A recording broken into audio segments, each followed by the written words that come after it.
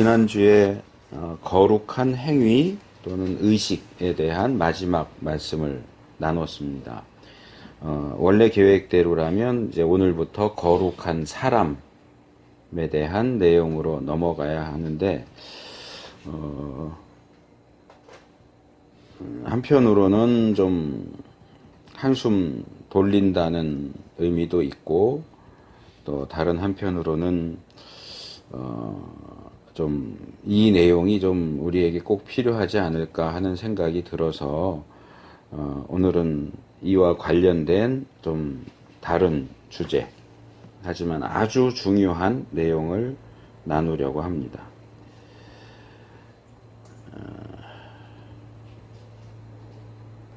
바울이 디모데에게 모든 성경이 얼마나 중요한가, 우리의 신앙 생활에 있어서나 우리의 전체 신앙 여정, 그리고 우리 신앙 생활의 최종적인 어떤 측면에서도 얼마나 중요하고 유익한가 하는 내용을 교훈한 내용입니다.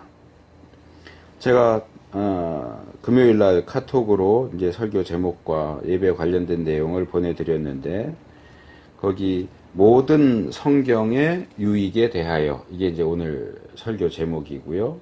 제가 거기 모든 성경을 따옴표로 이렇게 쳤죠.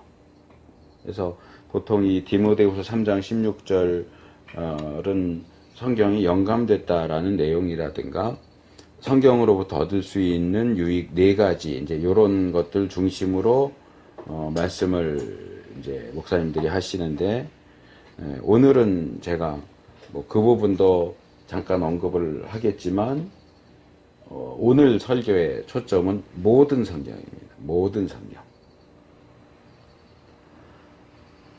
그래서 이 모든 성경이 어땠다는 얘기냐, 이렇게 이제 질문을 던지고 본문을 들어가면 이제 방향을 잘 잡은 거라고 말할 수 있고요.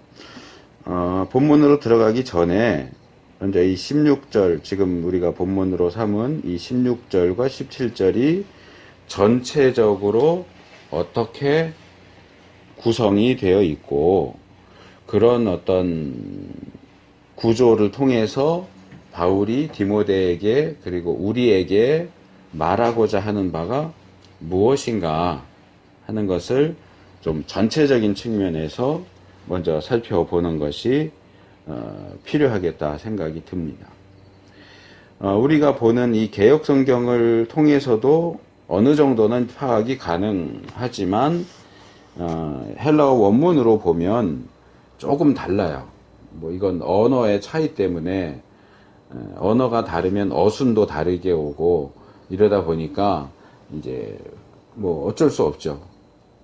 뭐 영어로 I love you 이렇게 할 때 한국말로 번역하면 그대로 나는 사랑해 너를 이러면 우리말로는 어색하단 말이에요.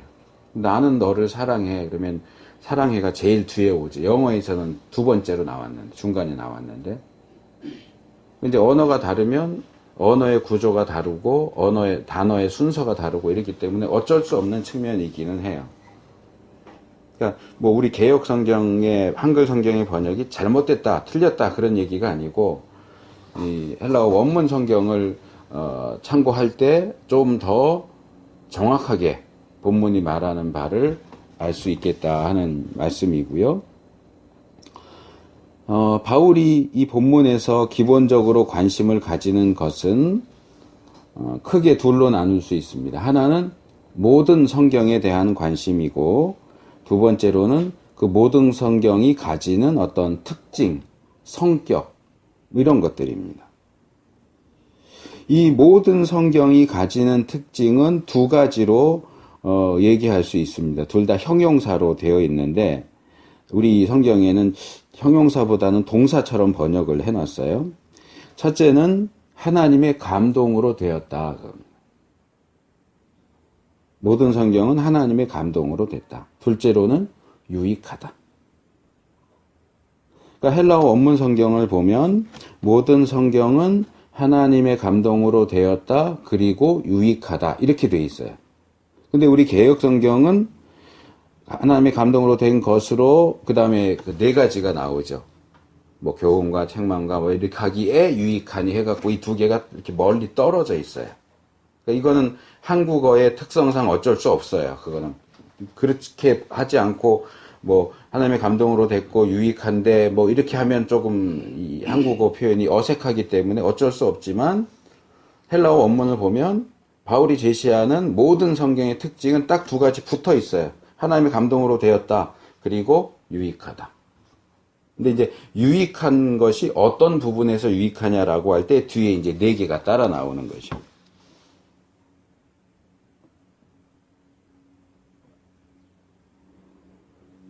그리고 하나님의 감동으로 됐다, 유익하다, 요 네 가지 부분에서 유익하다. 그럼 이 유익은 무엇을 위해서 있느냐, 무엇을 목적으로 하고 있느냐라고 할 때 17절로 넘어가면 17절에 다시 두 가지가 나와요. 역시 여기도 이제 첫 번째는 형용사인데 온전케 하기 위해서다. 무엇을? 하나님의 사람을 온전케 하기 위해서다. 그럼 하나님의 사람을 왜 온전케 해야 되느냐? 이는 모든 선한 일을 행함에 있어서 온전케 하기 위해서다. 그러니까 순서대로 이렇게 되네요. 모든 성경, 하나님의 감동으로 되었다, 유익하다, 유익한 거 네 가지, 그 다음에 이쪽으로 넘어가서 이 네 가지 유익한 것이 제대로 작동을 할 때 하나님의 사람이 이 모든 성경을 통해서 온전해진다. 온전해진 하나님의 사람은 어떻게 되느냐? 모든 선한 일을 행하는 데 있어서 온전해진다. 이렇게 이제 16절, 17절 전체 말하자면 그림을 그렇게 그릴 수 있겠죠. 그 정도로 이제 전반적인 그림을 좀 머릿속에 그려놓고 그 다음에 이제 좀 본문으로 들어가겠습니다. 자, 이 16절부터 이제 먼저 보면 이 16절은 모든 성경이라는 말로 시작합니다.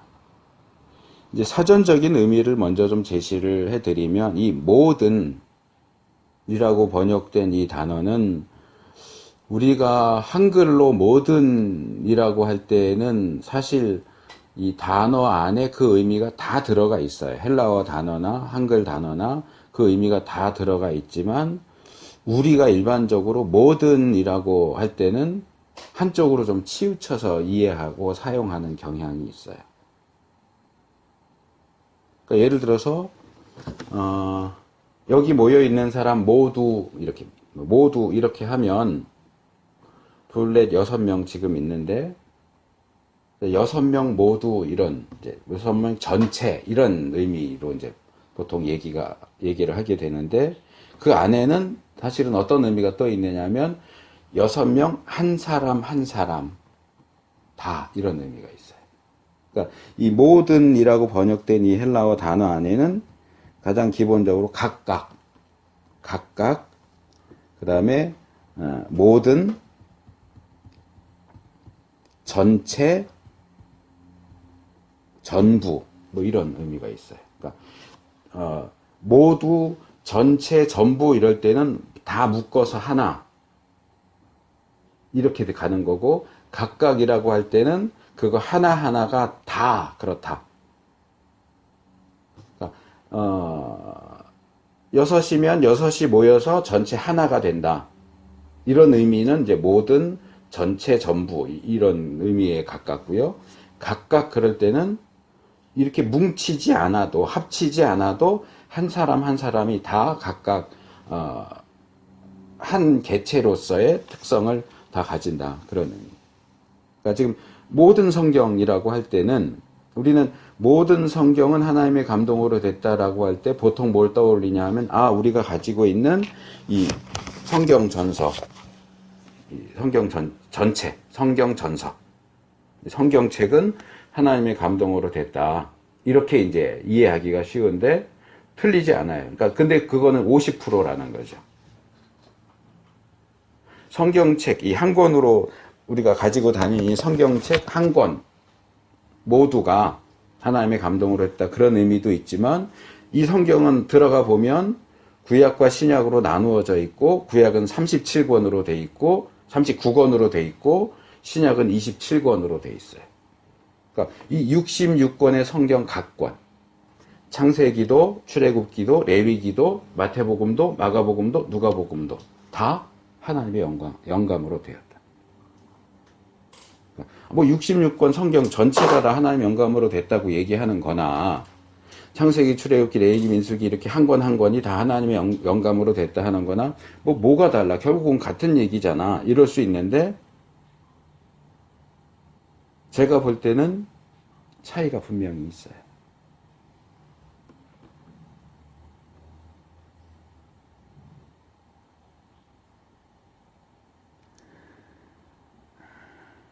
제가 이제 지난 주간 중에 사실 오늘 이제 설교를 구상을 하고 이제 준비를 한 가장 큰 이유는 진경이에요. 진경이하고 이렇게 대화를 하다가 뭐 이제 얘기를 하다 보니까 그런 얘기를 하더라고요. 지난주에 우리가 이제 남편이 아내의 그 간음을 의심할 때 그 내용, 이제 뒤에 다른 내용도 했지만 주로 그 내용을 얘기를 했잖아요. 근데 뭐 진경이만 그런 건 아닐 거예요. 근데 그러더라고요. 우리 실생활하고는 아무 관계도 없는 것 같다.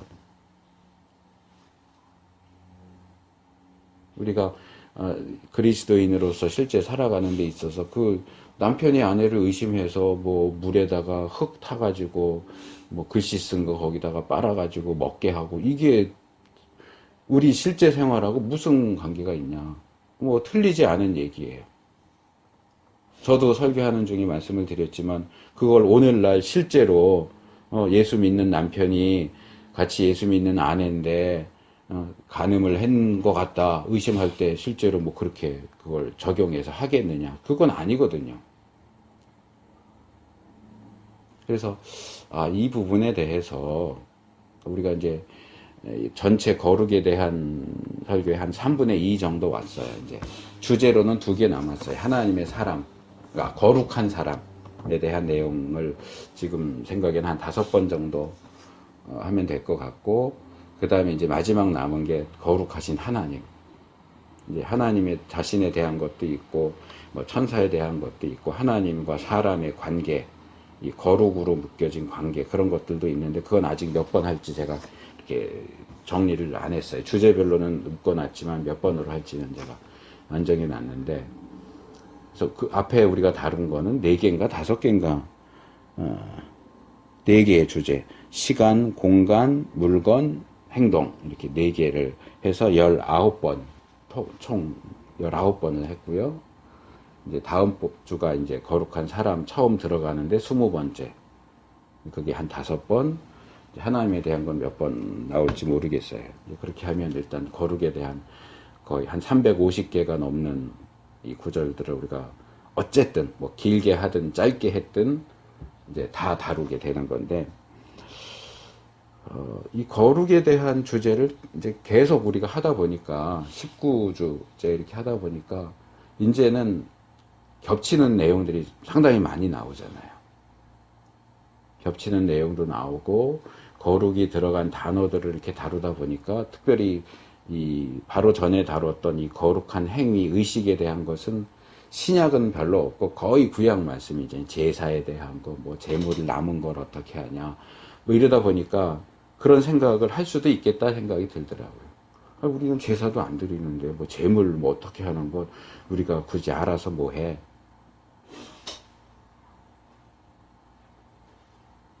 그래서 이 부분을 다루는 것이 필요하구나. 또 중요하구나. 왜냐하면, 자, 이제 지금 말씀드린 모든 성경에 대한 내용하고 이제 연결을 해봐요. 우리가 그냥 일반적으로는, 이 66권으로 된 이 성경 전서, 한 권의 책, 이 성경 전서는 하나님 말씀이야 라고 생각을 해요. 그런데 구체적으로 들어가면 아까 말씀드린 것처럼 뭐 아내를 의심할 때 어떻게 해야 된다, 재물을 드리고 남은 건 어떻게 해야 된다, 뭐 레위기나 뭐 민수기나 이런 말씀을 들을 때는 이게 나랑 무슨 관계가 있지? 그리고 무시하기가 쉬워요. 내 입으로 분명 66권 성경이 하나님의 감동으로 된 하나님 말씀이라고 인정해 놓고 구체적인 본문에 들어가면 이게 나랑 무슨 상관이 있어? 이렇게 된다고요. 그러면 율법을 주로 다룬 출애굽기 앞부분은 출애굽에 대한 거니까 뭐 다 좀 다르지만 뭐 성막을 어떻게 지으라라는데 우리가 성막 지을 것도 아니고, 그렇죠? 제사 어떻게 드려야 되느냐, 뭘 먹고 뭘 안 먹고 뭐 병이 나면 어떡하고, 그런 내용들 우리 실제 현재의 삶과 별 관계가 없어 보이는 특별히 구약의 말씀들이 우리에게서 어떻게 받아들여지느냐. 그래서 그 말씀을 드리는 거예요. 모든 성경 할 때 우리는 그냥 이렇게 묶여져 있는, 재본되어 있는 한 권의 성경책 해갖고 성경 전서 다 하나님 말씀이지라고 하는데, 그러면 과연 각각의 성경도 하나님의 말씀이라고 생각하느냐. 창세기 문제 없죠. 출애굽기 전반부 문제 없어요. 근데 중반 넘어서면 율법 내용이 나와요. 자, 율법 내용을 읽으면서 이게 내 실제 생활하고 무슨 관계가 있어? 아무런 관련이 없는데? 라고 한다면, 뭐 아무 관련 없어도 그래도 뭐 하나님 말씀이야 라고 인정할 수 있을지 모르겠지만, 그게 그냥 그 당시에 이스라엘 사람들에게만 했던 거하고 오늘날 기독교인하고는 아무 관계가 없는 말씀이라면, 우리가 왜 기독교가 굳이 기독교와 관계없는 유대인들, 고대 이스라엘 사람들하고만 관계 있는 그 책들을 우리의 성경으로 가지고 있느냐 말이에요. 빼야죠, 그러면.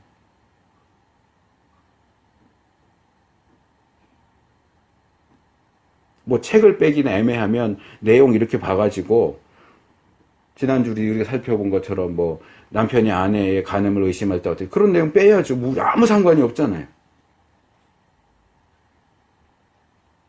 그 말씀을 읽을 것도 없고, 그 말씀을 설교를 할 것도 없고, 뭐 써먹을 건덕지가 아무것도 없는데. 마치 비평주의 신학자들이 사람이 어떻게 무리를 걷는 내용 빼. 어떻게 오병이어로 2,000명이 먹어, 오병이어 사건 빼. 어떻게 죽은 사람이 부활한 내용 다 빼. 이렇게 해서 성경이 칼질을 해서 인간의 이성으로 납득되지 않는 부분들을 다 잘라내야 한다고 주장하는 것처럼, 사실 실제 교회 역사 속에 그런 사람이 있었어요. 초대교회, 그러니까 신약 성경에 나오는 초대교회 말고 그 이제 바로 뒤쯤에 가면 마르시온이라고 하는 사람이 나와가지고, 구약의 하나님과 신약의 하나님은 같은 분이 아니다. 우리는 신약의 하나님을 믿는 거지, 사랑의 하나님, 우리 아버지이신 하나님을 믿는 거지, 구약의 그 잔인하고 폭력적이고 다른 민족을 하나도 남김없이 다 죽여버리라고 하는 그런 하나님을 믿는 게 아니다. 그러니까 구약은 우리가 믿을 필요가 없어, 읽을 필요가 없어 해서 구약을 다 잘라버렸어요. 신약도 다 받아들인 게 아니고, 이 사람은 바울이 정말 기독교의 정수라고 믿었기 때문에 바울이 쓴 편지, 그리고 바울의 제자라고 할 수 있는 누가가 쓴 누가복음, 요 정도만 우리 기독교인이 성경으로 가지면 충분해. 나머지 다 필요 없어. 마가복음, 마태복음, 뭐 히브리서, 뭐 야고보서 이런 거 다 필요 없고, 바울 서신하고 누가복음만, 사도행전 요렇게만 있으면 돼. 그렇게 실제로 주장했던 사람이 있어요. 그런데 교회는 그 사람을 이단으로 정죄했습니다. 그래서 그런 과정을 겪으면서 최종적으로 우리가 가지고 있는 창세기부터 요한계시록까지 66권의 성경 전서가 하나님의 말씀으로 받아들여진 거예요. 근데 읽으면서 우리가 이제 거꾸로, 이거는 우리랑 상관없어 라고 해서 그거 뽑아버리자라고 한다면, 그 마르시온이라는 사람이나 또는 비평주의 학자들이 이성으로 맞지 않는 거 그거 다 빼야 돼 라고 하는 거하고 뭐가 달라요?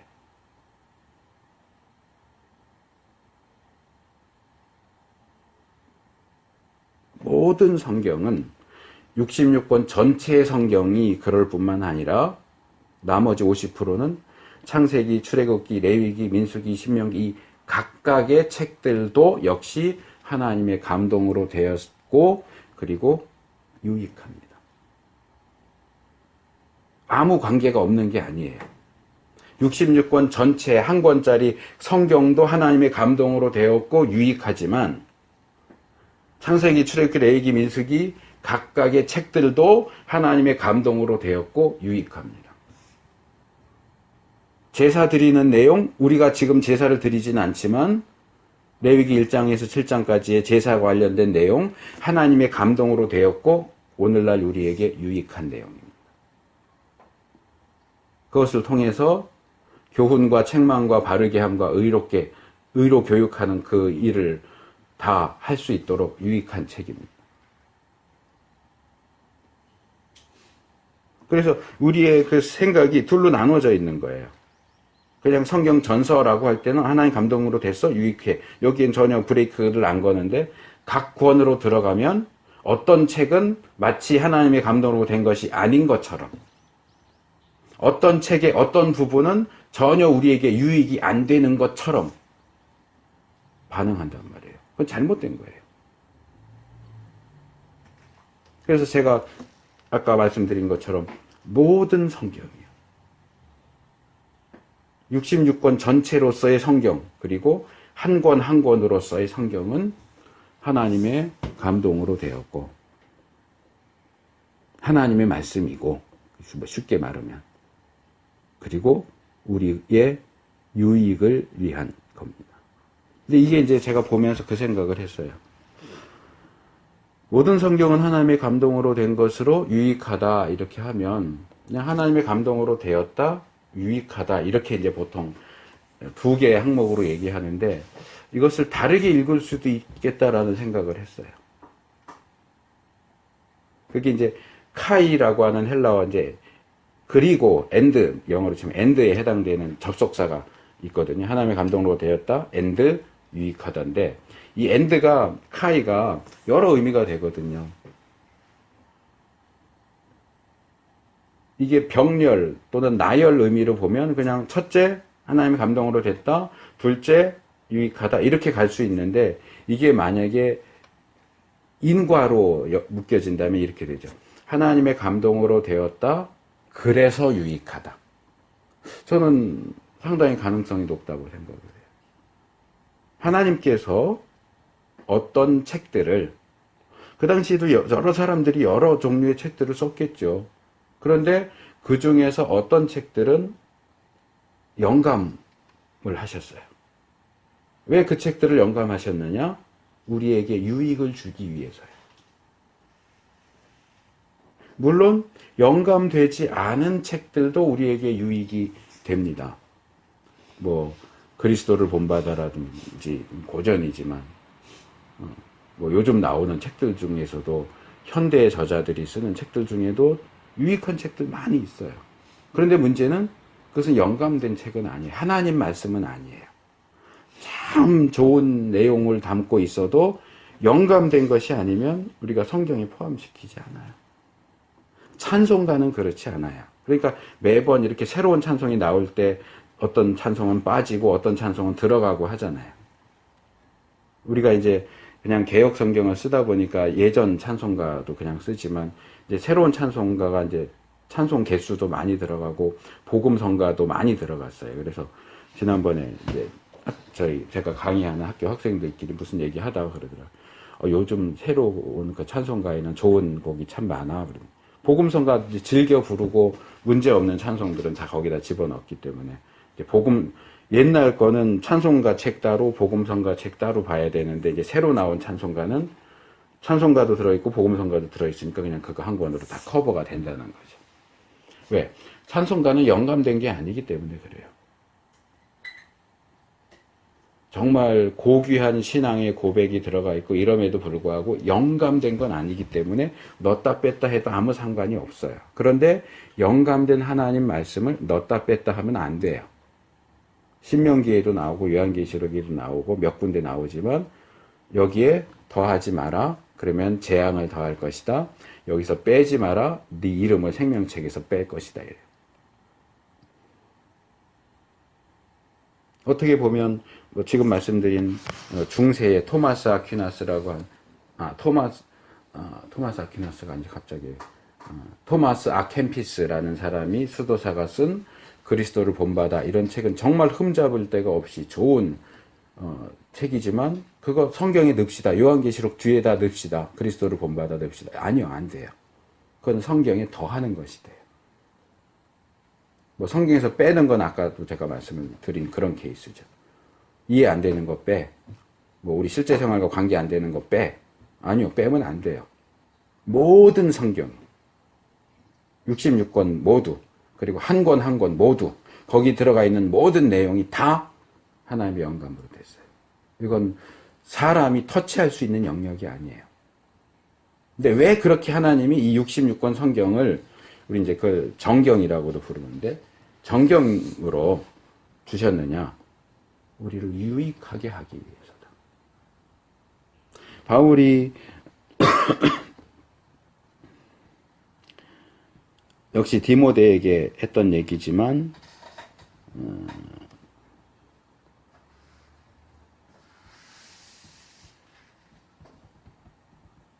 디모데전서 4장 8절에서 그 얘기하죠. 육체의 연단은 약간의 유익이 있으나 경건은 범사에 유익하니 금생과 내생의 약속이 있느니라.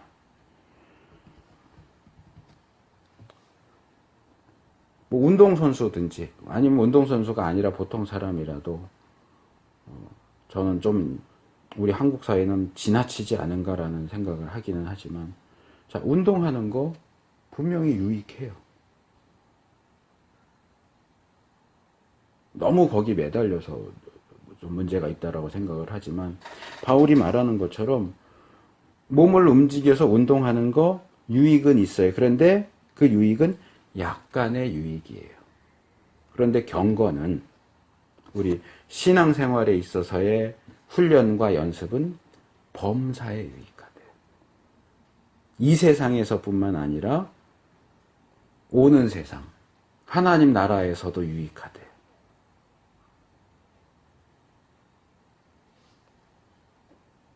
우리가 다른 책 읽는 것도 얼마든지 유익을 얻을 수 있어요. 뭐 전공서적도 읽고 소설도 읽고 시도 읽고 뭐 논평도 읽고 그래서 우리가 유익을 얻을 수 있지만 거기서 얻을 수 있는 유익과 하나님의 감동으로 된 책을 통해서 성경을 통해서 얻는 유익은 같지 않다는 거죠. 제가 요즘에 좀 새로운 버릇이 생겼어요. 저희 집사람이 계속 그런 걸 보면서 저것도 괜찮겠다 했는데 요즘 밤에 자려고 이렇게 누우면 잠 안 오고 그러면은 그 유튜브에 성경 읽어주는 파일들이 올라와 있어요. 성경 프로그램으로는 안 되더라고. 한 절 정도 읽어주는데 또 눌러야 그 다음 절 읽어주고 또 누르고 언제 그거 누르고 앉아 있어요. 한 절씩 읽는데 근데 거기는 쭉 읽어준 게 있더라고. 뭐 시편 150편을 다 읽어주면 그거 이렇게 하고 이렇게 들어요. 뭐 이렇게 눈 뜨고 읽지 않아도 다 읽어주니까 들으면서 저게 저런 것도 있구나 뭐 생각도 하고 어떤 때는 그냥 밤새 틀어놔요. 그러니까 자다 깨다 하면서 잘 때는 못 듣고 깨면은 또 계속 읽어주니까 또 듣고 근데 좋은 것 같아요 저는. 그래서 다시 이제 성경 읽기뿐만 아니라 성경 듣기를 통해서도 하나님 말씀 이렇게 가까이 하니까 뭐라 그럴까 잡생각도 좀 적어지는 것 같고 어쨌든 말씀이 계속 귀에 들려오니까 좋다 하는 생각을 하는데 뭐 노래를 들을 수 있고 뭐 다른 걸 들을 수도 있지만 하나님 말씀을 듣는 것은 훨씬 더 많은 유익을 우리에게 줍니다.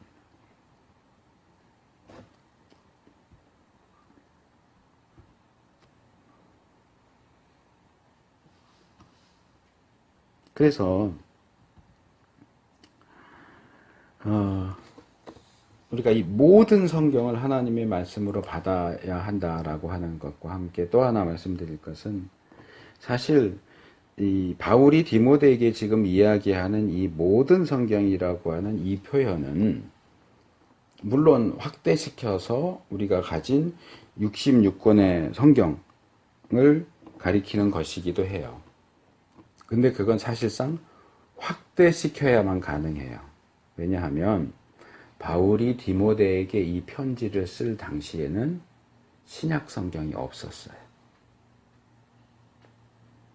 뭐 바울이 가장 초기에, 신약에서 가장 초기에 쓴 편지가 보통 데살로니가 전서라고 이야기하고, 뭐 그 데살로니가 전서를 얘기하는 건지 뭔지는 모르겠지만 베드로가 또 자기 편지에서 우리 형제 바울이 쓴 것 이렇게 얘기를 하는 내용들도 있기 때문에 신약의 일부분은 아직 신약 성경 27권으로 정해지진 않아도 이렇게 낫권으로 이렇게 교회 안에서 읽혀졌던 것 같긴 하지만 그것이 27권의 신약 성경으로 결정된 거는 한참 뒤에요.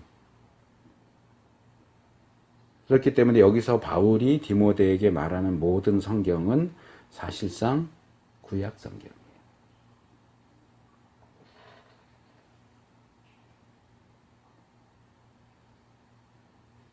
신약교회가 가지고 있던 성경은 구약 성경입니다. 신약을 읽으면서 뭐 성경, 모든 성경 이런 표현이 나올 때는 사실은 다 구약 성경을 가리키는 거예요. 그럼 신약 성도인데 왜 구약을 봐야 될까요? 구약 말씀이 교회의 기초고 신약의 기초예요. 예수님도 그렇게 하셨고 사도들도 그렇게 했고요. 사람들에게 나사렛에서 태어난 예수가 구약이 예언하던 메시아, 그리스도라는 사실을 뭘 가지고 증명해요? 구약의 말씀을 가지고 증명해요. 그래서 구약 때로부터 계속 기대해왔고 기다려왔던 메시아가 바로 이 나사렛 예수다 하는 것을 증명하는데 구약은 필수적입니다. 물론 여기서 그거야 초대교회 교인들은 대부분 유대인이었으니까 구약 말씀을 그냥 그대로 받아들일 수 있는 거고 우리는 다르지 않느냐 이렇게 말할 수도 있어요. 근데 그 질문은 또 다른 질문으로 반박하는 게 가능하죠. 자, 예루살렘 교회야 구성원 대부분이 유대인 출신 그리스도인이니까 뭐 그렇다고 해도 그 이후에 세워진 안디옥 교회는 절반이에요. 유대인 출신 그리스도인 절반, 이방인 출신 그리스도인 절반. 또 그 이후에 이 헬라 반도에 세워진 뭐 빌립보 교회, 골로새 교회 이런 교회들은 대부분이 이방인 출신 그리스도인이고 유대인 출신 그리스도인은 뭐 한 1%, 2% 정도밖에 안 됐어요. 그러면 그 교회들은 왜 구약을 받아들였냐? 이렇게 물을 수 있겠죠. 예루살렘 교회가 유대인 중심이기 때문에 구약을 자연스럽게 받아들였다라고 한다면 이방인 중심으로 된 교회들은 왜 그럼 구약을 받아들였냐? 유대인들이 없는데도 불구하고.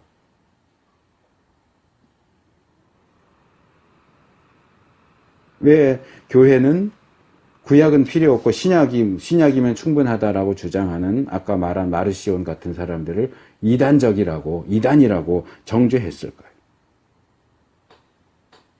구약의 말씀을 들으면서 이건 구약 얘기고 유대인들에게 하는 얘기지 신약 이후에 우리 그리스도인들하고는 아무 상관이 없어 라고 하거나 뭐 거기서 더 나아가서 구약 말씀들은 그리스도인의 실제적인 삶하고는 관계가 없어 라고 주장한다면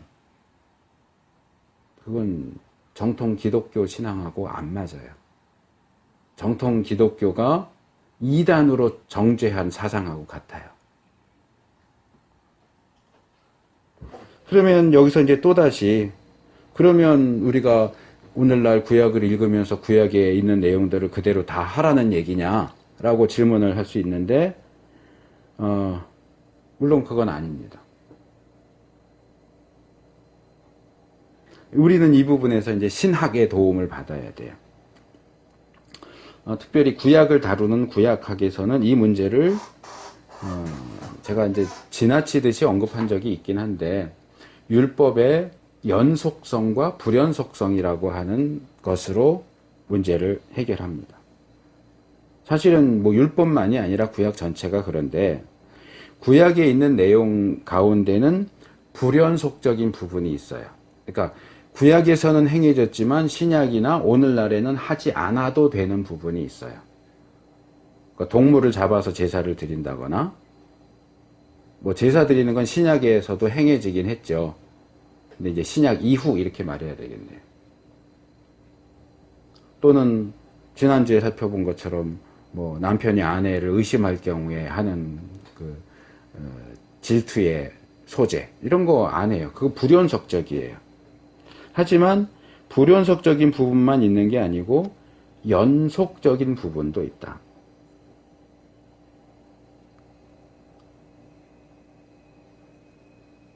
뭐 쉽게 예를 들어서 제사 같은 경우에 번제, 소제, 우리는 번제, 소제, 화목제, 속죄제, 속건제 그런 거 드리지 않지만 번제에 들어가 있는 정신, 온전한 헌신, 하나님을 기쁘시게 하는 것, 소제에 들어가 있는 희생, 뭐 우리에게 음식을 주신 것에 대한 감사, 속죄제, 속건제에 들어가 있는 회개, 값을 치름, 이런 것들은 우리가 이어받아야 돼. 그건 연속적인 부분이에요. 그래서 제가 지난주에 그 의심의 소재에 대해서 다루면서도 그 말씀을 드렸어요. 우리가 이걸 그대로 할 필요도 없고 성경이 그렇게 요구하지도 않는다. 그러나 여기서 우리가 배울 것이 있는데 거룩이 우리에게 복만 가져다 주는 게 아니고 저주를 가져올 수도 있다. 하나님 앞에서 하나님을 걸고 맹세하고 서약하는 것은 굉장한 무게를 갖는다. 우리의 문제가 해결되지 않을 때 하나님께 해달라고 부탁하면서 서원하면 그것이 효력을 발생한다. 하나님의 판단을 따르는 것이 필요하다. 이런저런 것들 말씀을 드렸어요. 그게 연속적인 부분인 거예요. 제가 그 얘기를 하면서 오늘날에도 이런 상황이 벌어진다면 우리가 그대로 해야 돼. 그렇게 말을 하지 않아요. 그건 불연속적인 부분이니까. 근데 불연속적인 부분만 보면서 외적인 건데 외적인 부분만 보면서 이게 우리랑 무슨 관계가 있어? 무슨 상관이 있어? 해서 그 구약의 말씀을 내쳐버리면 안 되고 거기에 들어가 있는 내적이고 연속적인 부분이 우리에게 유익을 주는 거예요. 교훈과 책망과 바르게 함과 의로 교육하는 데 유익을 주는 거예요. 그 내적인 것을 찾아서 교훈을 받고자 해야지 외적인 것만 보고 이거 오늘날 우리가 하는 것도 아닌데 무슨 관계가 있어 하고 내치면 사실상 그거는 이 부분은 하나님 말씀이 아니야 라고 말하는 거랑 똑같은 거예요.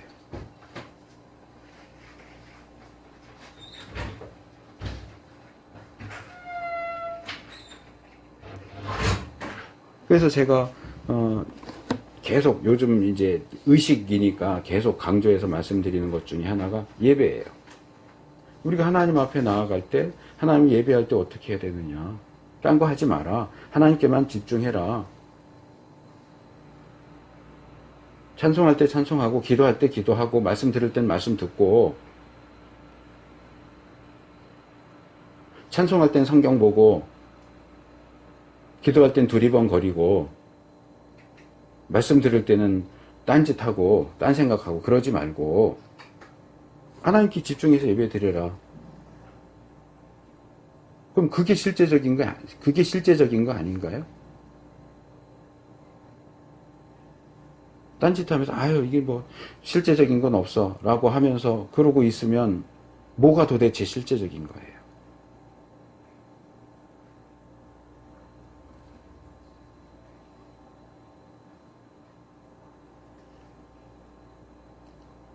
자, 모든 성경에 대한 건 이 정도 말씀드리고 이제 영감과 유익에 대한 내용은 좀 간단하게 말씀을 드리려고 합니다.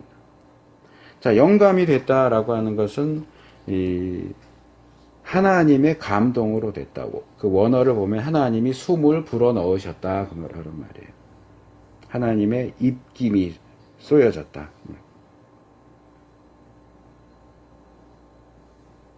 하나님의 감동으로 주어졌다. 뭐 이런 건데 이건 모든 성경이 하나님으로부터 나왔다 그 말이에요. 그래서 제가 아까 그냥 단순하게 말하면 모든 성경이 하나님의 감동으로 됐다라는 얘기는 모든 성경은 하나님의 말씀이다. 이렇게 말할 수 있다라고 말씀드린 게 그거예요. 하나님 말씀이에요. 모든 성경이 하나님의 말씀이기 때문에 제가 조금 전에 말씀드린 것처럼 그런 어떤 강력한 주장, 강력한 요구가 되어질 수 있는 거예요. 뭐 예를 들어서 우리가 뭐 무슨 가수가 공연을 한다거나 무슨 연극 간다 그러면은 영화를 본다 이러다가 보면은 뭐 내 상황에 따라서 뭐 스크린은 계속 가지만 뭐 딴짓을 할 수도 있고 뭐 중간에 나가서 화장실을 갔다 올 수도 있고 뭐 그래도 상관없어요. 그거 뭐 전혀 뭐 남에게 피해를 끼칠 수 있으니까 그런 점은 있지만 뭐 그거는 절대로 안 돼. 그건 죄야. 이거 아니에요. 그런데 하나님 말씀을 기준으로 해서 볼 때는 하나님을 대하는 그 순간에는 그건 잘못하면 죄예요. 사실은 구약식으로 말하면 죽어요. 그러면.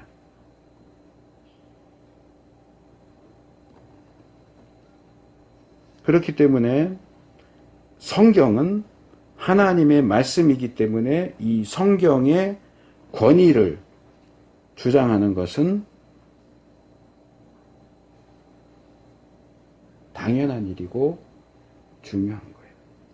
제가 몇 주 전에 말씀드린 것처럼 제가 어디 모임 가서 레위기 27장에 하나님께 아주 바친 사람은 죽여라. 이제 그래서 우리가 하나님의 소유된다는 것이 얼마나 엄중한 건지 좀 우리가 알아야 된다 그 얘기를 했더니 목사님은 구약을 전공해서 그런지 너무 어두운 거 아니에요? 제가 성경이 밝게 말하는 걸 어둡게 얘기했어요? 성경이 말하는 것을 과장해서 부풀려서 얘기했어요? 성경에 있는 그대로를 얘기했고 이것을 통해서 우리가 좀 그 무게를 느꼈으면 좋겠다라고 얘기했는데 그게 어둡다. 그거는 그 얘기를 한 저한테 목사에게 한 얘기이기도 하지만 사실상 하나님의 말씀에 대해서 그 말씀을 하신 하나님에 대해서 한 얘기이기도 해요. 하나님 말씀이 어둡네. 이런 말씀을 하시는 하나님이 어둡네. 그래서요. 내 마음에 안 들면 그 하나님을 안 믿으려고요. 다른 측면도 있어요. 물론. 하나님께 속한다는 것이 얼마나 우리에게 행복한가 그런 것도 있어요.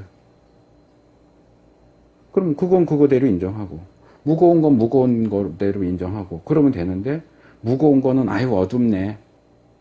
그럴 수 있냐고요. 하나님 입에서 나온 하나님의 말씀을 내 개인적인 취향이나 생각에 따라서 무시하는 것이 얼마나 잘못된 일인가. 참 하나님의 백성이라면 그럴 수 없는 거죠. 들려진 그 말씀이 내 마음에 안 들어도 그것이 하나님의 말씀이기 때문에 받아들여야죠. 나보고 잘못했다고 성경이 얘기하면 왜 이게 잘못이야 하고 따질 게 아니고 내가 지금 하고 있는 이 짓이 잘못된 짓이구나 고쳐야지. 이게 하나님 백성의 태도죠.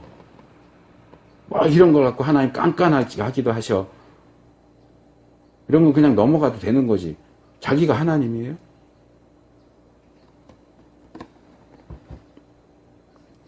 그래서 하나님께서 이렇게 이 몇몇 66권의 책을 영감으로 하나님이 영감해 주셔서 영감된 말씀으로 주셔서 그렇게 해서 우리에게 주어진 그 책은 우리에게 유익합니다. 아까 말씀드린 것처럼 그냥 영감으로 되었다 또 유익하다 이렇게 둘로 나눠서 볼 수도 있지만 저는 이게 더 나은 것 같아요. 영감으로 되었고 그래서 유익하다. 훨씬 더 많이 유익하다.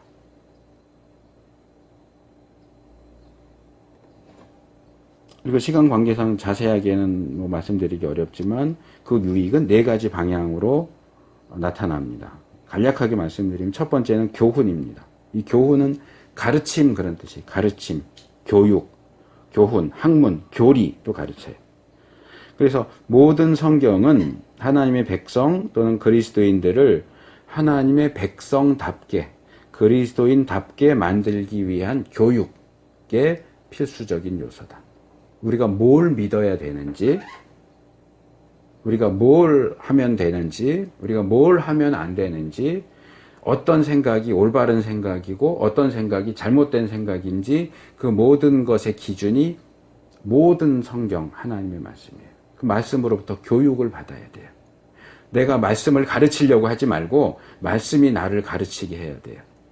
말씀이 있는 것이 우리의 기준입니다. 그거 외에는 올바른 기준이 없어요.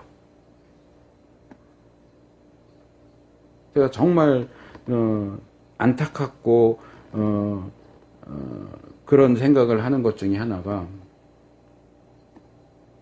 제가 아는 분 중에 한 분이 그런 얘기를 해요. 자기는 목사가 됐는데 하나님이 자기는 기도만 시키셨대요.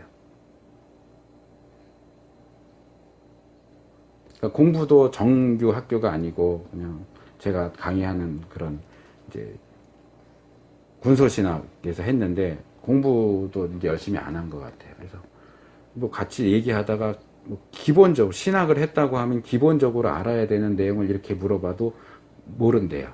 들어본 적이 없대요. 자기는 기도만 했대요. 말씀을 몰라요. 목사인데 기도만 했고 말씀을 몰라요. 근데 기도하는 중에 뭐가 이렇게 느낌이 왔다. 당신 이거 해야 돼. 이거 하지 말아야 돼. 이렇게 이제 주위 사람들한테 그렇게 얘기를 하는데, 제가 왜 위험하다고 하는지 아시겠어요? 잠언에, 물론 다 하나님 말씀이니까 다 중요하지만 잠언에 그런 말씀이 있어요. 전에도 제가 몇 번 말씀드려요. 사람이 귀를 율법으로부터 돌이키면 그 사람의 기도도 가증하니라. 기도가 말씀 위에서 행해져야지, 말씀 없는 기도는 그 성경적인 원리로 행해지는 기도가 아니라면 굉장히 위험한 거예요.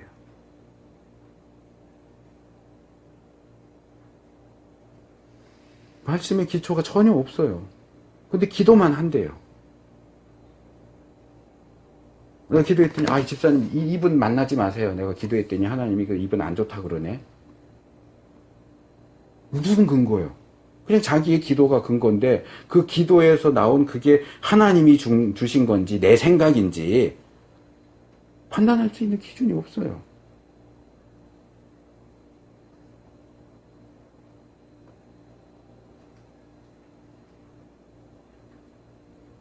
얼마 전까지 자기도 그 그룹에 속해서 같이 있었는데, 이렇게 어떤 일이 있어 나왔어요. 그 모임을 더 이상 가지 않으면서 그 모임에 있는 사람한테 연락을 해서 그 모임 불건전하니까 없애라. 그럼 자기는 그동안 나온 건 뭔데요?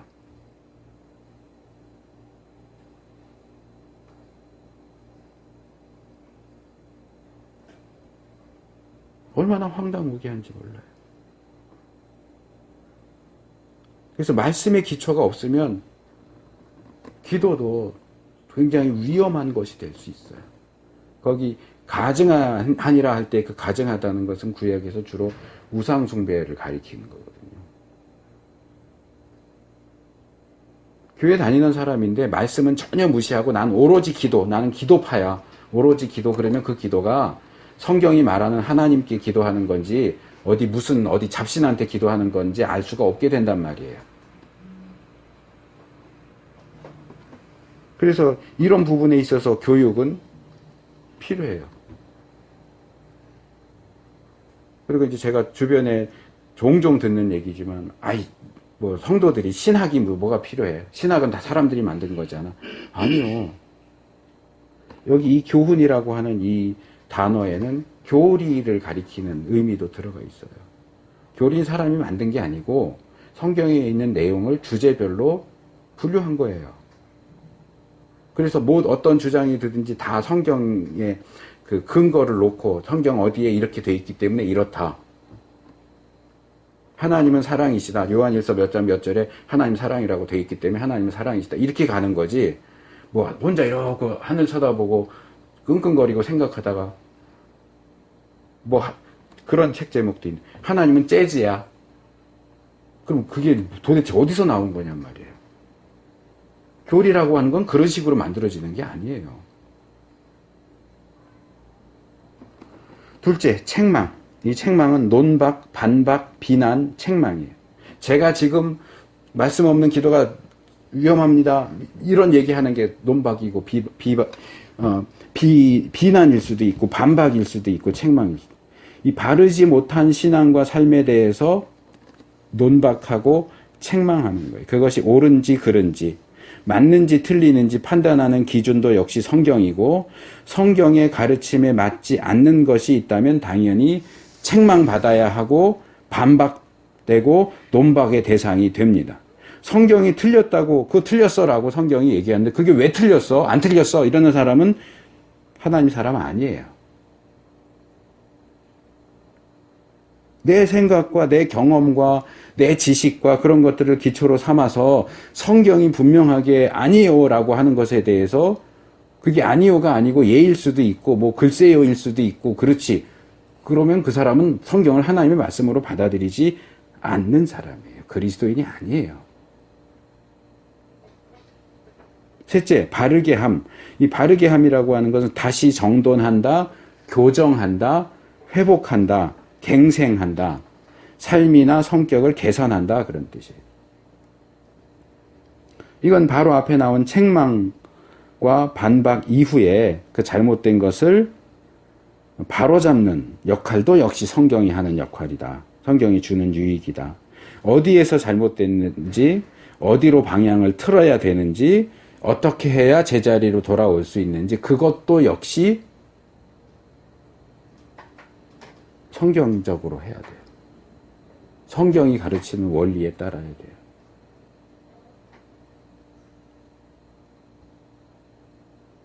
그 다음에 네 번째가 의로 교육한다. 근데 이 교육이라고 된 건지 앞에 교훈하고 비슷해 보이는데 이것은 가정교육, 양육, 훈련, 징벌이에요. 이게 파이데이아라고 하는 헬라어 단어인데 파이디온에서 나와서 파이디온은 어린 아이를 가리켜요. 그러니까 어린 아이를 양육하는 걸 가리키는 거예요. 물론 이제 이게 확대돼서 어른에 대한 교육도 포함되지만, 그러니까 어린 아이를 양육하고 훈련하고 잘못했으면 매도 때리고 징벌도 하고 하는 식으로 해서 말 그대로 이런 거예요. 우리의 자녀를 자녀답게 만들어가는 모든 과정이 이 교육이에요. 근데 이 교육은 의로 교육한다 그랬죠. 도둑질하는 아버지가 자식한테 어떻게 하면 도둑질을 들키지 않고 할 수 있을까? 이건 교육이 아니에요. 왜? 의로 하는 교육이 아니잖아요. 이 교육은 의로 하는 교육이에요. 근데 이 의라고 하는 것이 재밌는데요. 이 의라고 하는 것은 그냥 이의 뭐 이런 뜻도 있고 공정함, 성격이나 행위에 있어서의 공정함, 각자의 책임으로 주어진 정의와 도덕, 또 하나님이 받으실 만한 조건, 이런 뜻이 이제 사전적인 의미가 있어요. 그러니까 의로 양육한다라고 하는 것은 하나님의 자녀들이 한 아버지이신 하나님이 인정하실 만한 그런 자녀가 되도록 양육하는 것을 가르친다. 이렇게 얘기할 수 있어요.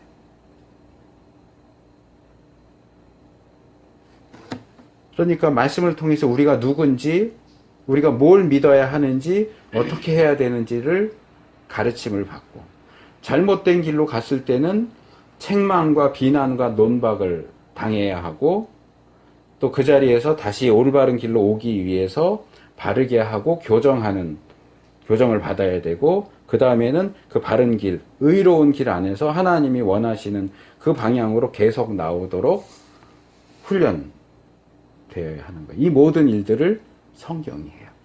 하나님의 영감 받은 성경이 이 모든 역할을 해요. 그런데 성경이 우리에게 그런 역할과 기능을 할 수 있게 하려면 우리가 그것을 하나님의 말씀으로 아멘으로 받아야 돼요. 베스킨 라빈스 31은 골라 먹을 수 있지만 하나님 말씀은 골라 먹을 수가 없어요. 마음에 드는 것만 먹고 마음에 안 드는 건 빼고 그럴 수가 없어요. 다른 거 내가 원하는 거 성경에 없는 거 거기다 집어넣어서도 안 되고 내 마음에 안 드는 걸 빼도 안 되고 모든 성경을 통해서 우리가 이러한 유익을 얻어야 돼요. 그래야 그럴 때에 우리가 하나님의 사람으로 온전케 하며 온전해질 수 있어요. 하나님께서 66권의 성경에 숨을 불어 넣으셔서 하나님의 말씀으로 만드셔서 그것으로 우리를 가르치시고 책망하시고 교정하시고 하나님의 마음에 합당하도록 양육하시는 유익을 주는 어떤 것으로 만드신 이유가 뭐냐? 우리를 온전케 하기 위해서다. 여기 온전케 한다라는 말은 신선하다, 신선한, 꼭 맞는, 완전한, 완벽한, 온전한 뭐 이런 뜻이에요.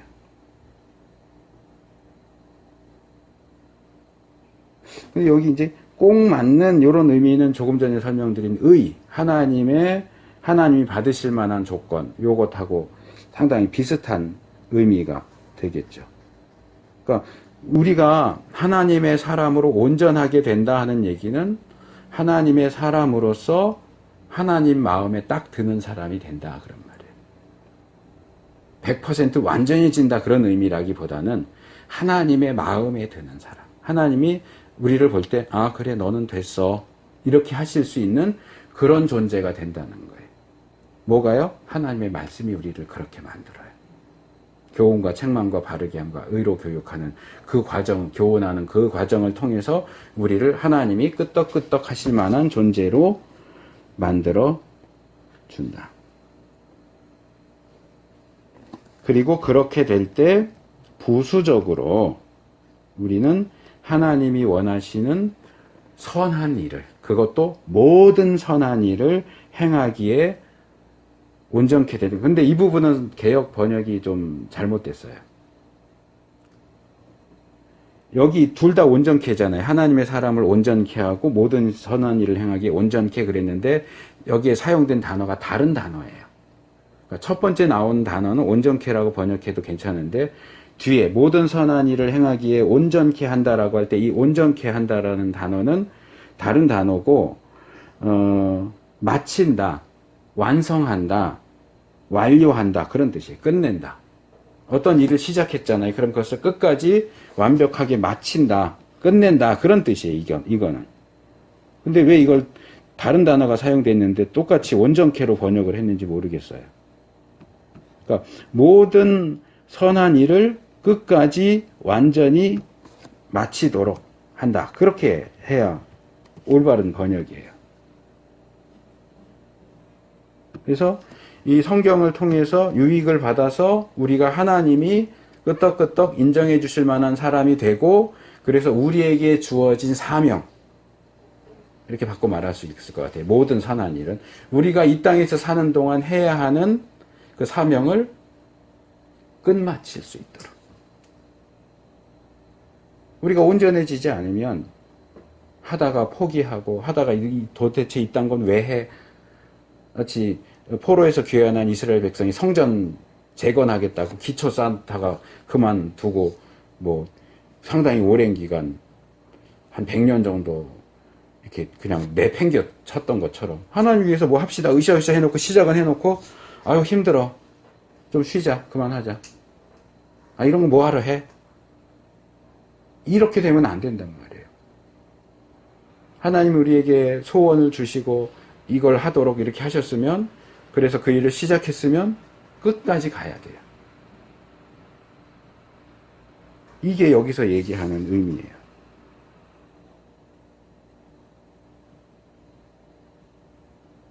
그래서 하나님께서 6일 동안 창조하시고 6일 이제 7일째 되는 날 끝내셨잖아요. 끝낸 것처럼 우리도 우리에게 주어진 일이 완전하게 완료될 때까지 이렇게 쭉 할 수 있도록 하기 위해서 우리를 온전케 하신다. 온전케 된 사람이라면 하나님께서 맡겨주신 사명을 끝까지 완수하겠죠. 거기까지 가는 길이 힘들든 어렵든 자, 앞에서도 강조했지만 다시 강조하자면 이 모든 과정에서 필수적이고 중요한 핵심적인 역할을 하는 것은 모든 성경입니다. 신약 성경이 아니고 내가 좋아하는 몇몇 성경이 아니고 66권 성경 전체 66권 한 권 한 권 한 권의 성경책 모두 거기에 들어가 있는 모든 내용 구약은 불연속적인 외적으로 드러나는 것들은 우리가 안 하더라도 연속적인 내적으로 들어있는 정신적인 측면을 통해서 교훈을 받아야 하고요. 그래서 어느 하나도 빼도 안 되고 더해도 안 됩니다. 모든 성경의 가르침이 다 받아들여져야 되고 다 인정되어야 합니다. 구약을 포함한 모든 성경 가운데 우리의 실제적인 삶과 무관한 것은 아무것도 없습니다. 만약에 그런 식으로 말한다면 이런 건 관계없는 거 아닌가? 라는 식으로 말한다면 66권 전체 성경, 각 권의 성경에 숨을 불어넣으신 하나님을 모욕하고 무시하는 겁니다. 바라기는 우리 모두가 이 모든 성경이 주는 유익을 받아서 누릴 수 있기를 바랍니다. 교훈도, 책망도, 바르게 함도, 의로 훈련하는 것도. 그래서 하나님이 고개 끄덕끄덕 하면서 그래 너는 됐다라고 인정하실 만큼 하나님의 사람답게 하나님의 사람으로서 온전케 되고 그래서 우리에게 주어진 사명을 끝까지 완수할 수 있는 우리 모두가 될 수 있기를 축복합니다.